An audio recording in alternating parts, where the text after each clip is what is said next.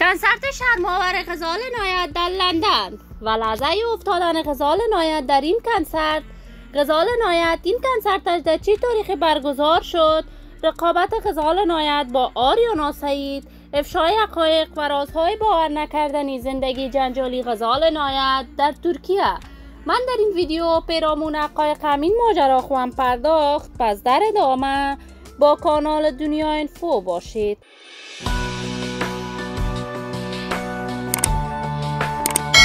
سلام و سلامتی نثار هر یک از شما همراهان خوب کانال دنیا اینفو.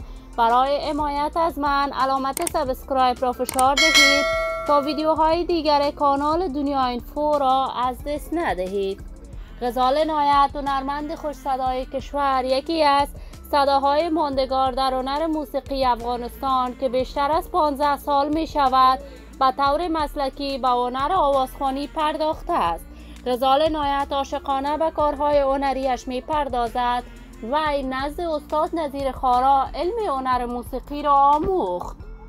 غزال نایت تاکنون آهنگهای فراوان سروده است و آهنگهای غزال نایت در هنر موسیقی افغانستان جایگاه خاصی دارد.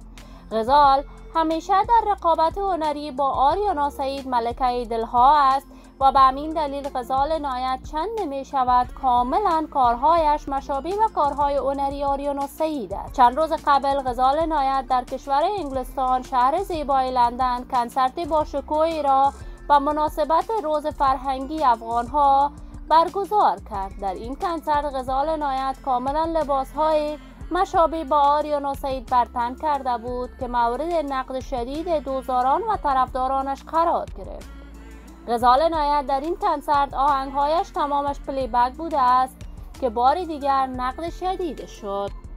غزال مانند آریانا سعید در ترکیه زندگی می کند. ما در انتظار نشر تازه ترین آهنگها از این بانوی هنرمند خواهیم بود.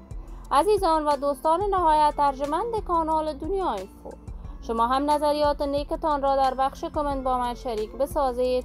این ویدیو را با علاقه‌مندان و دوستان غزال نایت به اشتراک بگذارید. اگر تا هنوز دوست کانال دنیا اینفو نشدید، پس برای دوست شدن با این کانال علامت سابسکرایب را فشار دهید تا ویدیوهای دیگر کانال دنیا اینفو را از دست ندهید. تا درود دیگر تمام شما خوبان را به لای منان سپرده موفق کامیاب باشید.